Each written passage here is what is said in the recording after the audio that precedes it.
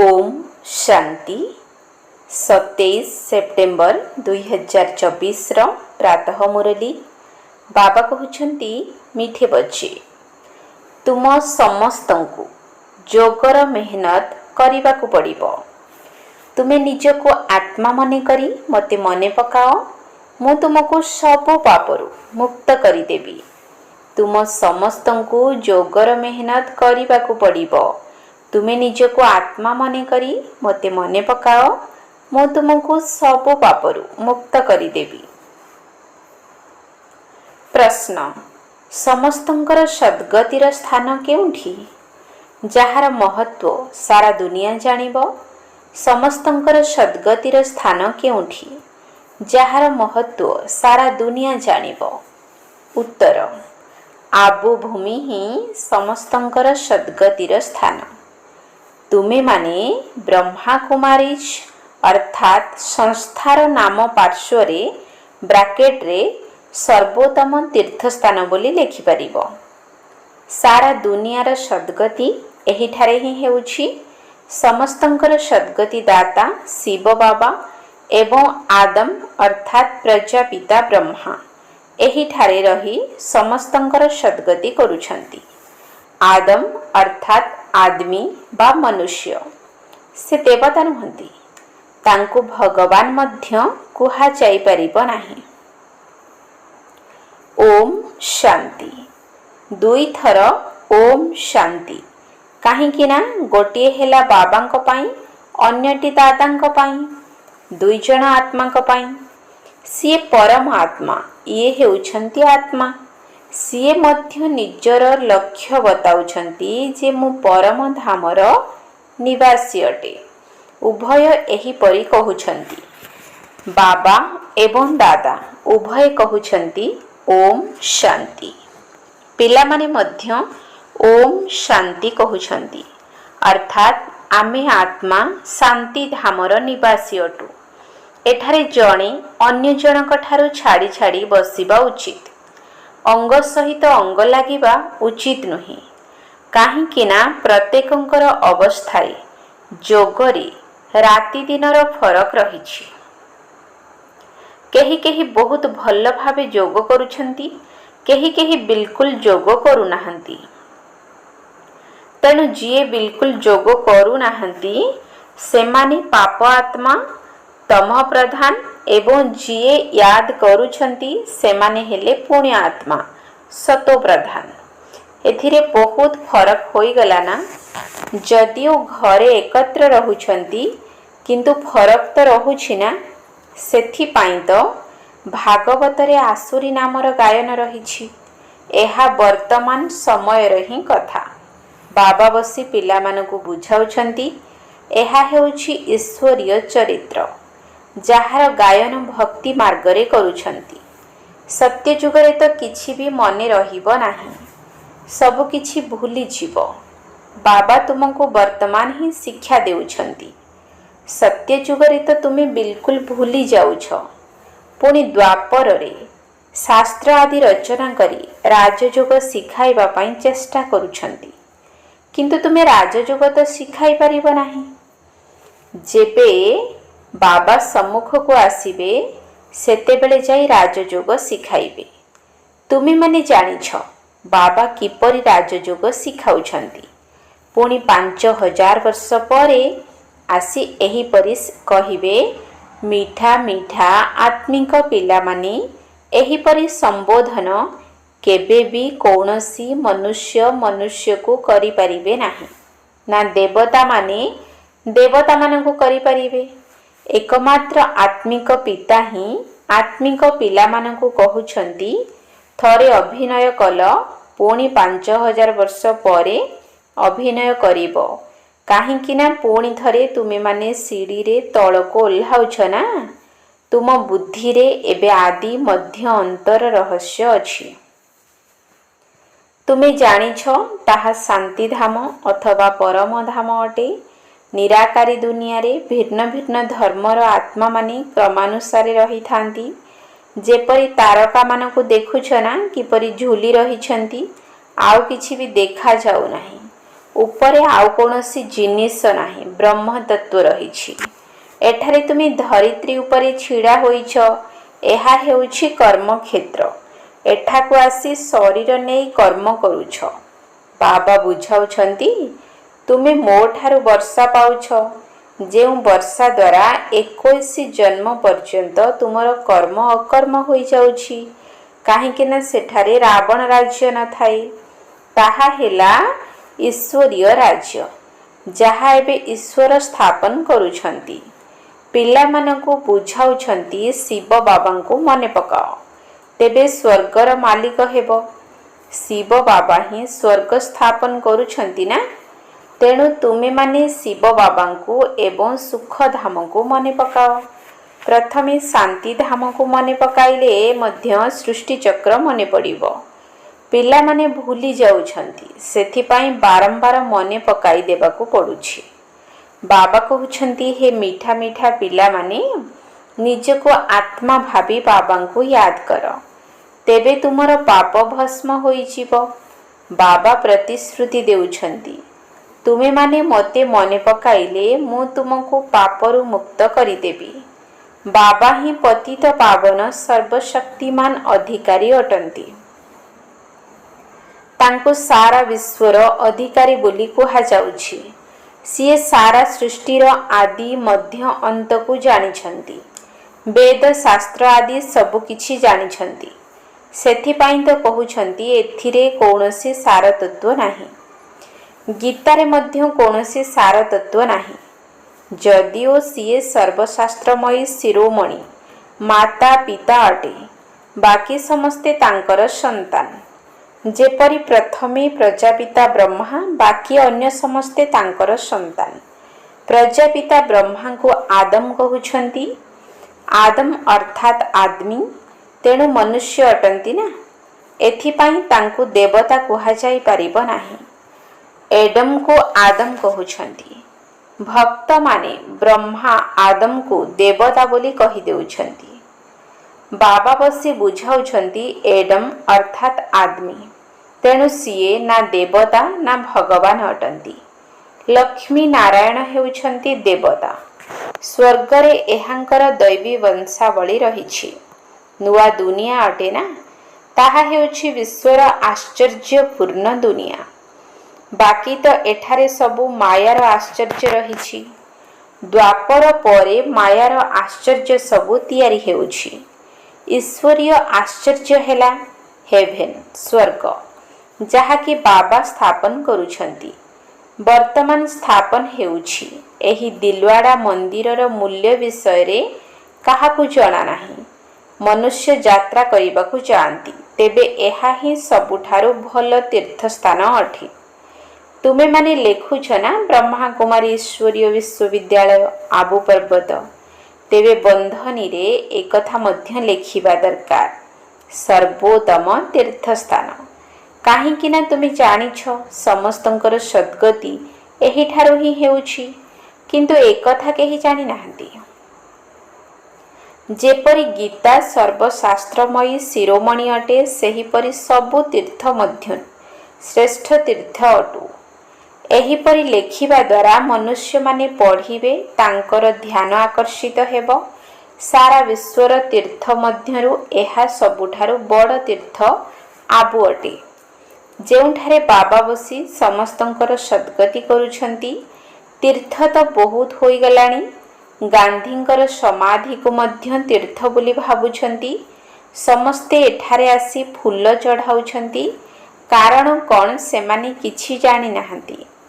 तुमे माने जानिछ ना, तेणु तुमे एठारे बसिबा समय तुमर आंतरिक खुशी रहिबा उचित। आमे स्वर्गर स्थापना करुछु। एबे बाबा कहउछंती निज को आत्मा भाबी मते मने पकाओ। एही पाठ मध्य बहुत सहज अटे, किछि भी खर्च करिबाकू पड़ु नाही। तुमर मम्मा को पैसा टिए खर्च करिबाकू पड़िथिला कि? बिना पैसा खर्च रे पाठ पढ़ी केते होशियार नंबर 1 होई गले, राजयोगिनी होई गले ना। आजि पर्यंत मम्मा को भली द्वितीय केही योग्य होई नाहंती। देख आत्मा मानकु ही बाबा बसी राजयोगर पाठ पढ़ाउछंती। आत्मा मानकु ही राज्य मिलुछि। आत्मा ही राज्य हराइछि। एते छोट आत्मा केते काम करुछि। सबुठारु खराब काम हेला विकारर वशवर्ती हेबा। आत्मा 84 जन्मर पाठ करुछि। एते छोट आत्मारे केते शक्ति रहिछि। सारा विश्व उपरे राजत्व करुछि। एही देवता मानकर आत्मारे केते शक्ति रहिछि। प्रत्येक धर्मर निजस्व शक्ति रही थाए ना। ख्रिस्टियन धर्मरे केते शक्ति रहिछि। आत्मारे ही शक्ति रहिछि जे कि एही शरीर द्वारा कर्म करि थाए। आत्मा ही एठाको आसी एही कर्म क्षेत्र रे कर्म करुछि। सेठारे कौनसी प्रकारर खराब कर्म हुए नाही।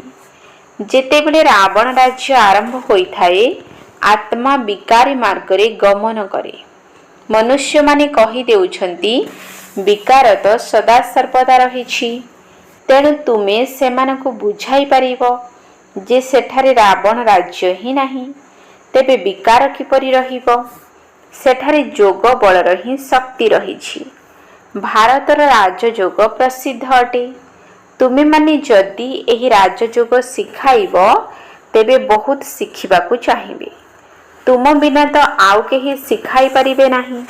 जेपरि महर्षि माने थिले जोग शिखाइबा पाई केते मेहनत करुथिले, किंतु दुनिया कौन एकथा जानिछि जे हठ जोगी राजयोग शिखाई परिबे नाही।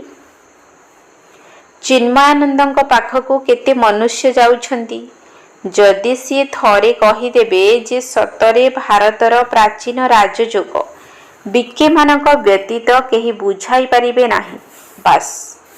किंतु एपरि कहिबार कायदा नाही जहा द्वारा एबे तुमर प्रसिद्धि होइजिबो।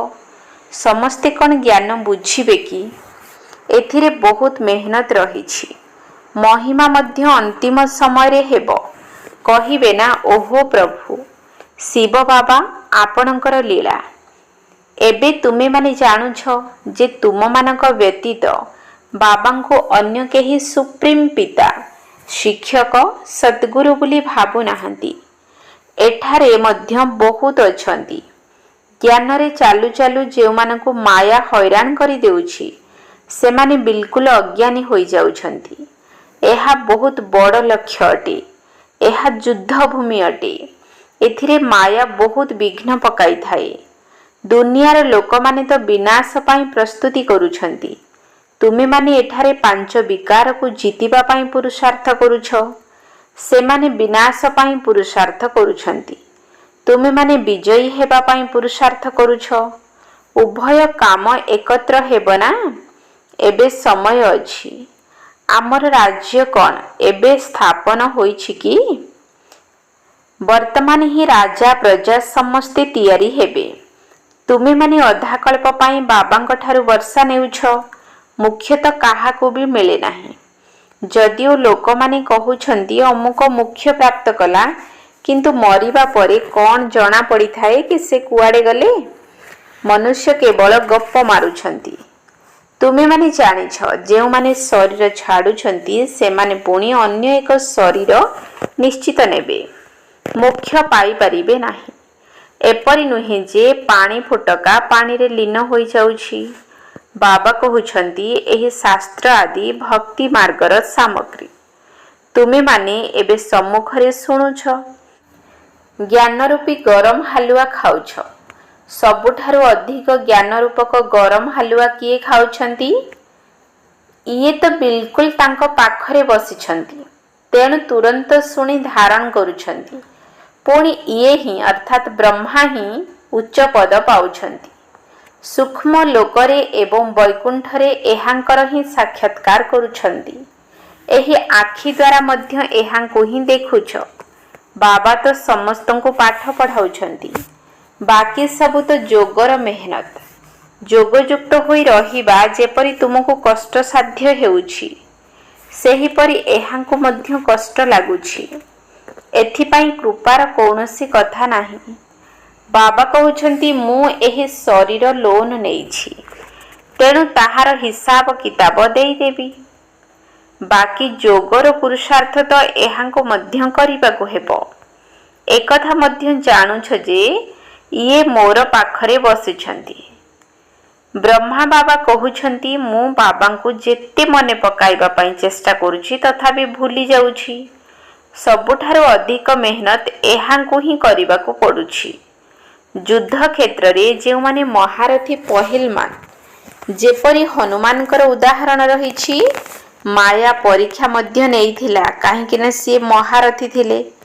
ଯେତେ ଅଧିକ ପହିଲମାନ ହେବ ସେତେ ଅଧିକ ମାୟା ପରୀକ୍ଷା ନେବ, ତୋଫାନ ମଧ୍ୟ ଅଧିକ ଆସିବ। ପିଲାମାନେ ଲେଖୁଛନ୍ତି ବାବା ଆମକୁ ଏହିଭଳି ବିଘ୍ନ ଆସୁଛି। ବାବା କହୁଛନ୍ତି ଏସବୁ ତ ହେବ। ବାବା ପ୍ରତିଦିନ ବୁଝାଉଛନ୍ତି ତୁମମାନଙ୍କୁ ଖବରଦାର ରହିବାକୁ ହେବ। ବାବାଙ୍କୁ ପତ୍ର ଲେଖୁଛନ୍ତି ବାବା ମାୟା ବହୁତ ତୋଫାନ ଆଣୁଛି। କେହି କେହି ଦେହ ଅଭିମାନୀ ହୋଇଥିବାରୁ ବାବାଙ୍କୁ କିଛି କହୁନାହାନ୍ତି। ତୁମେମାନେ ଏବେ ବହୁତ ବୁଦ୍ଧିମାନ ହେଉଛ। ଆତ୍ମା ପବିତ୍ର ହେଲେ ପୁଣି ଶରୀର ମଧ୍ୟ ପବିତ୍ର ମିଳିଥାଏ। ଏହାଦ୍ୱାରା ଆତ୍ମା କେତେ ଚମତ୍କାରୀ ହୋଇଯାଉଛି। ପ୍ରଥମେ ଗରିବମାନେ ହିଁ ଏହି ଜ୍ଞାନକୁ ଧାରଣ କରୁଛନ୍ତି। ବାବାଙ୍କର ଦୀନବନ୍ଧୁ ବୋଲି ଗାୟନ ମଧ୍ୟ ରହିଛି। ବାକି ଲୋକ ତ ବିଳମ୍ବରେ ଆସିବେ। ତୁମେ ଜାଣିଛ ଯେପର୍ଯ୍ୟନ୍ତ ଭାଇ ଭଉଣୀର ଦୃଷ୍ଟି ନ ହୋଇଛି ସେ ପର୍ଯ୍ୟନ୍ତ ଭାଇ ଭାଇର ଦୃଷ୍ଟି କିପରି ହେବ? ପ୍ରଜାପିତା ବ୍ରହ୍ମାଙ୍କର ସନ୍ତାନ ତ ଭାଇ ଭଉଣୀ ଅଟନ୍ତି ନା। ପୁଣି ବାବା ବୁଝାଉଛନ୍ତି ନିଜକୁ ଆତ୍ମା ଭାଇ ଭାଇ ବୋଲି ଭାବ। ଏହା ହେଉଛି ଅନ୍ତିମ ସମୟର ସମ୍ବନ୍ଧ। ପୁଣି ଉପରକୁ ଗଲେ ଆତ୍ମା ଭାଇମାନଙ୍କ ସହିତ ଯାଇ ମିଶିବେ। ଏହାପରେ ପୁଣି ସତ୍ୟଯୁଗରେ ମଧ୍ୟ ନୂଆ ସମ୍ବନ୍ଧ ଆରମ୍ଭ ହେବ। ସେଠାରେ ଶଳା, ଚାଚା, ମାମା ଆଦି ଅଧିକ ସମ୍ବନ୍ଧ ରହିବ ନାହିଁ। ସେଠାରେ ସମ୍ବନ୍ଧ ବହୁତ କମ୍ ହେବ, ତାପରେ ପୁଣି ବଢ଼ି ଚାଲିବ। ବର୍ତ୍ତମାନ ତ ବାବା କହୁଛନ୍ତି ଭାଇ ଭଉଣୀ ମଧ୍ୟ ନୁହେଁ, ନିଜକୁ ଆତ୍ମା ଭାଇ ଭାଇ ଭାବିବାକୁ ହେବ। ନାମ ରୂପରୁ ମଧ୍ୟ ଊର୍ଦ୍ଧ୍ୱକୁ ଯିବାକୁ ହେବ। ବାବା ସବୁ ଆତ୍ମା ଭାଇମାନଙ୍କୁ ହିଁ ପାଠ ପଢ଼ାଉଛନ୍ତି। ପ୍ରଜାପିତା ବ୍ରହ୍ମାଙ୍କ ସମ୍ବନ୍ଧରେ ଥିବାରୁ ଭାଇ ଭଉଣୀ ହେଉଛନ୍ତି ନା। କୃଷ୍ଣ ତ ନିଜେ ଛୋଟ ପିଲା ଅଟନ୍ତି। ସିଏ କିପରି ଭାଇ ଭାଇର ସମ୍ବନ୍ଧ ଶିଖାଇବେ? ଗୀତାରେ ମଧ୍ୟ ଏକଥା ନାହିଁ। ଏହା ହେଲା ବିଲକୁଲ ନିଆରା ଜ୍ଞାନ। ଡ୍ରାମାରେ ସବୁ ନିର୍ଦ୍ଧାରିତ ରହିଛି। ଗୋଟିଏ ସେକେଣ୍ଡରେ ପାର୍ଟ ଅନ୍ୟ ସେକେଣ୍ଡ ସହିତ ମିଶି ପାରିବ ନାହିଁ। କେତେ ମାସ, କେତେ ଘଣ୍ଟା, କେତେ ଦିନ ଅତିକ୍ରମ ହେଉଛି। ପୁଣି 5000 ବର୍ଷ ପରେ ଏହିପରି ହିଁ ଅତିକ୍ରମ ହେବ। କମ୍ ବୁଦ୍ଧିମାନ ଏତେ ଧାରଣ କରିପାରିବେ ନାହିଁ। ସେଥିପାଇଁ ବାବା କହୁଛନ୍ତି ଏହା ତ ବହୁତ ସହଜ। ନିଜକୁ ଆତ୍ମା ଭାବି ବେହଦ୍ର ବାବାଙ୍କୁ ମନେ ପକାଅ। ପୁରୁଣା ଦୁନିଆର ବିନାଶ ମଧ୍ୟ ହେବ। ବାବା କହୁଛନ୍ତି ମୁଁ ସଙ୍ଗମ ଯୁଗରେ ହିଁ ଆସୁଛି। ତୁମେମାନେ ହିଁ ଦେବୀ ଦେବତା ଥିଲ, ଏକଥା ତୁମେମାନେ ଜାଣିଛ। ଯେତେବେଳେ ଏମାନଙ୍କର ରାଜ୍ୟ ଥିଲା ସେତେବେଳେ ଆଉ କୌଣସି ଧର୍ମ ନଥିଲା। ବର୍ତ୍ତମାନ ତ ଏମାନଙ୍କର ରାଜ୍ୟ ନାହିଁ। ଆଚ୍ଛା, ମିଠା ମିଠା ଶିକିଲଧେ ସନ୍ତାନମାନଙ୍କ ପ୍ରତି ମାତା ପିତା ବାପ ଦାଦାଙ୍କର ମଧୁର ସ୍ନେହ ସମ୍ପନ୍ନ ଶୁଭେଚ୍ଛା ଏବଂ ସୁପ୍ରଭାତ। ଆତ୍ମିକ ପିତାଙ୍କର ଆତ୍ମିକ ସନ୍ତାନମାନଙ୍କୁ ନମସ୍ତେ। ଆତ୍ମିକ ସନ୍ତାନମାନଙ୍କର ଆତ୍ମିକ ବାପ ଦାଦାଙ୍କୁ ନମସ୍ତେ ନମସ୍ତେ ନମସ୍ତେ। ସୁପ୍ରଭାତ। ଧାରଣା ପାଇଁ ମୁଖ୍ୟ ସାର। 1 ନମ୍ବର ପଏଣ୍ଟ। ବର୍ତ୍ତମାନ ନାଟକ ସମାପ୍ତ ହେବାର ସମୟ। ଘରକୁ ଫେରିଯିବାକୁ ହେବ। ସେଥିପାଇଁ ନିଜର ବୁଦ୍ଧିକୁ ନାମ ରୂପ ଠାରୁ ମୁକ୍ତ କରିବାକୁ ହେବ। ଆମେ ସବୁ ଆତ୍ମା ଭାଇ ଭାଇ ଏହି ଅଭ୍ୟାସ କରିବାକୁ ହେବ। ଦେହ ଅଭିମାନରେ ଆସିବାର ନାହିଁ। ବର୍ତ୍ତମାନ ନାଟକ ସମାପ୍ତ ହେବାର ସମୟ। ଘରକୁ ଫେରିଯିବାକୁ ହେବ। ସେଥିପାଇଁ ନିଜର ବୁଦ୍ଧିକୁ ନାମ ରୂପ ଠାରୁ ମୁକ୍ତ କରିବାକୁ ହେବ। ଆମେ ସବୁ ଆତ୍ମା ଭାଇ ଭାଇ ଏହି ଅଭ୍ୟାସ କରିବାକୁ ହେବ। ଦେହ ଅଭିମାନରେ ଆସିବାର ନାହିଁ। 2 ନମ୍ବର ପଏଣ୍ଟ। ପ୍ରତ୍ୟେକଙ୍କର ଅବସ୍ଥା ଏବଂ ଯୋଗରେ ରାତି ଦିନର ପାର୍ଥକ୍ୟ ରହିଛି। ସେଥିପାଇଁ ଛାଡ଼ି ଛାଡ଼ି ହୋଇ ବସିବା ଦରକାର, ଯେପରି କାହାରି ଅଙ୍ଗ କାହା ସହିତ ଲାଗୁନଥିବ। पुण्यात्मा हेबा पाई जोगर मेहनत करने हेब। प्रत्येकंकर अवस्था एवं जोगरे राति दिनर पार्थक्य रही सेथिपाई छाड़ी छाड़ी हुए बसिबा दरकार जेपरी काहारी अंग काहा सहित लागू नथिबो। पुण्य आत्मा हेबा पाई जोगर मेहनत करने हेब। वरदान बाबांकर स्नेहरे निजर मूल दुर्बलता को स्वाहा करुथिबा ज्ञानी तु आत्मा भव। बाबांकर स्नेहरे निजर मूल दुर्बलता को स्वाहा करुथिबा ज्ञानी तु आत्मा भव। बाप दादा देखुछंती एबे पर्यंत मध्य अधिकांश पिलांक भितरे पांचटी जाक विकारर व्यर्थ संकल्प चालुछि। ज्ञानी आत्मा मानक भितरे मध्य केबे केबे निजर गुण बा विशेषतार अभिमान आसी जाउछि। तेबे प्रत्येक आत्मा निजर मूल दुर्बलता गुड़िकु बा मूल संस्कार गुड़िकु मध्य जानी थांती। सेगुड़िकु बाबांकर स्नेहर प्रतिदान रे स्वाहा करि देबा ही स्नेहर प्रमाण अटे। स्नेही बा ज्ञानी तो आत्मा माने बाबांकर स्नेहरे व्यर्थ संकल्प को मध्य स्वाहा करि देई थांती। स्लोगान सोमानर आसन उपरे स्थित रही समस्तंकु सम्मान देउथिबा माननीय आत्मा हुओ। सोमानर आसन उपरे स्थित होई समस्तंकु सम्मान देउथिबा माननीय आत्मा हुओ। ओम शांति।